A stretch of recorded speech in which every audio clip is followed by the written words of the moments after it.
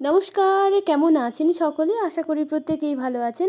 আমি আবারও চলে আসলাম নতুন একটা এপিসোডের সঙ্গে। বড়দের অনেক অনেক প্রণাম জানাই, সেই সঙ্গে জানাই ছোটদের অনেক অনেক ভালোবাসা। অধিক বর্ষার কারণে আমার বাগানের ফুলের গাছগুলো অনেক বেশি খারাপ না হলেও মোটামুটি খারাপ অবস্থাতেই আছে। এই বর্ষাতে নার্সারি থেকে নিত্য নতুন চারাও আমি আনছি, তবে সাশ্রয় যেগুলো, কারণ কিছু কিছু গাছ মরেও যাচ্ছে। ওই যে দেখছো, নতুন একটা প্রচেষ্টা, যদি সফল হয় তাহলে বলবো। মা বলছে কি করছো? ওগুলো তো শহরের মানুষরা করে, গ্রামে তো খাল বিল ডোবাতে ওই গাছগুলো দেখা যায়। সকালের কাজকর্ম শেষ করে, পুজো শেষ করে আমি চলে এসেছি ছেলের কাছে। ওকে আমি সকালবেলা পড়াতে বসাবো। মা আর ছেলে মিলে রাতে হয়েছিল সুজি, মুড়ির সঙ্গে সুজি মাখিয়ে খেতে আমার তো খুব ভালোই লাগে, তাই দুজনে মিলে ভাগাভাগি করে খেয়ে নিয়েছি। টিফিনটা নিয়ে ও স্কুলে চলে গেছে, আর আমি চলে এসেছি সোজা রান্নাঘরে দুপুরের রান্নার জন্য। দুপুরে কি রান্না হবে ঝটপট তোমাদের মেনুটা বলে দিই। চাল কুমড়ো পাতার ভাজা, বাগানের কচি আলুর দম, আর হবে মাছ দিয়ে আমচুর দিয়ে টক। দুপুরে রান্না করব বলে যে সমস্ত মশলাগুলো আমি শিলনোড়ায় বেটেছিলাম, যেমন ধরো পেঁয়াজ, আদা নয় রসুন, সরিষে, জিরে, ধনে একসঙ্গে বেটেছি, আর বেটেছি লঙ্কা। চাল কুমড়ো পাতার সঙ্গে যে মশলাটা মাখানো হবে, তার জন্য আমি নিয়েছি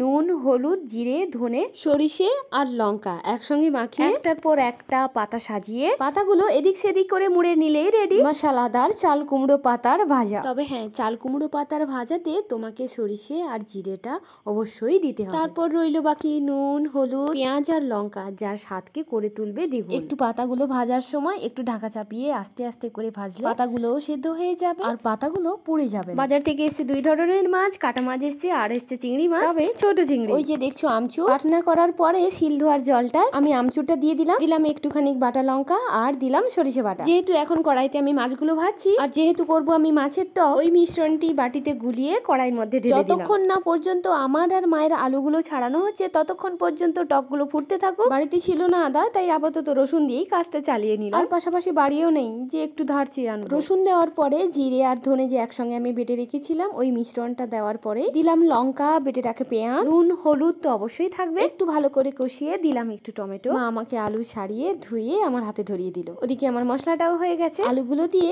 আমি একটু বেশি সময় ধরেই কষিয়েছিলাম, কারণ কোন আলুটা গোটা অবস্থাতেও আছে, আবার কোনোটা কাটা অবস্থাতেও আছে, তাই আলুগুলোর ভেতরে যদি নুন না ঢোকে মা তো খাবেই না, আর তরকারিটাও খুব একটা ভালো লাগবে না। ব্যাস, কচি আলুর দম ডান। 3 ভাগ কেন করছি? একটা দুপুরের জন্য, একটা রাতের জন্য, আর একটা আমার দিদির জন্য, মানে আমার যা, ও একটু অপেক্ষা করে থাকে, কারণ ওর বাড়িতেও একটু কিছু স্পেশাল হলে আমিও অপেক্ষারত থাকি। ওদিকে মা আলু ছাড়িয়ে আর একটা কাজে বসে পড়েছে, তাল থেকে তালের মাড়গুলো বের করছে। ওদিকে আমার রান্না বান্না শেষ হয়ে গেছে, মা ওই কাজটা শেষ করে স্নান করতে যাবে। স্নান সেরে এসে দুপুরে খাওয়া দাওয়ার পরে মায়ের আর তেমন কিছু কাজ থাকে না। মা যখন দুপুরে বিশ্রাম নেয়, আমি তখন দুপুরে খুব একটা বিশ্রাম নিই। বাগানের একটু আধটু কাজগুলো আমি তখন সেরে নিই, কারণ 3টেতে আমার ছেলে আবার স্কুল থেকে চলে আসবে। বাগানে হয়েছিল প্রচুর পরিমাণে ঘাস, আর 2-3 দিন এখন রোদ্দুর চলছে, খুব প্রখর কিন্তু এখন সূর্যের। তাই আজকে আমি বাগানে দেব আগাছা দমনের ওষুধ, কারণ অত আগাছা তোলার সময় আমার কাছে একদমই নেই। আর এই সময়গুলো থেকে যদি আমি আগাছাগুলো একটু একটু করে দমিয়ে রাখি, শীতকালের যে সবজিগুলো হয় তার প্রস্তুতিটা একটু হলেও আগে থেকে করতে পারবো। তাই ওই ওষুধের সঙ্গে জল ভালো করে মিশিয়ে, আমি কিন্তু অত ড্রামে, বড় ড্রামে করে দিই না, ওই যে 2 লিটার 2.5 লিটারের বোতলগুলো থাকে তোমরা দেখতেই পাচ্ছ, ওই বোতলগুলোতেই আমি দিই। ওদিকে আমি ওষুধ দিতে যাব দেখে মা বলছে বাগানে যে কুমড়ো গাছগুলো আছে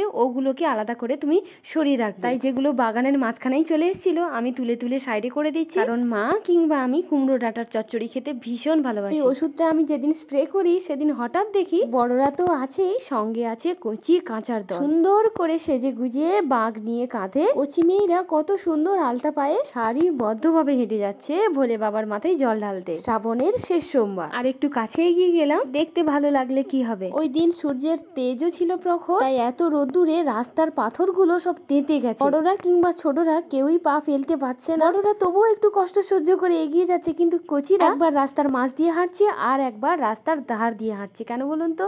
রাস্তার ধারগুলোতে ঘাস ঘাস হয়ে থাকে, সেই ঘাসের উপর দিয়েই হাঁটছে। ব্যাস, বাগানের ওষুধ দেওয়া শেষ। আরো কিছু ওষুধের জল আমার বেড়ে গেছে, তাই বড় রাস্তা থেকে আমাদের বাড়িতে আসার মুখে যে রাস্তাটি আছে ওখানেও একটু আধটু ঘাস হয়ে গেছে, ওখানেও একটু আমি ছড়িয়ে দিচ্ছি। এবার চলে এসেছি আমার বাইরে, মানে বাড়ির সামনের জায়গাটাতে। এসে যখন দেখি যে কিছু ধোয়া জামা কাপড় রোদ্দুরে দেওয়া আছে, যেহেতু আমি এখানে ওষুধ ছড়াবো তাই হাত পা ধুয়ে ওগুলোকে আগে বাড়ির ভেতরে রেখে এলাম।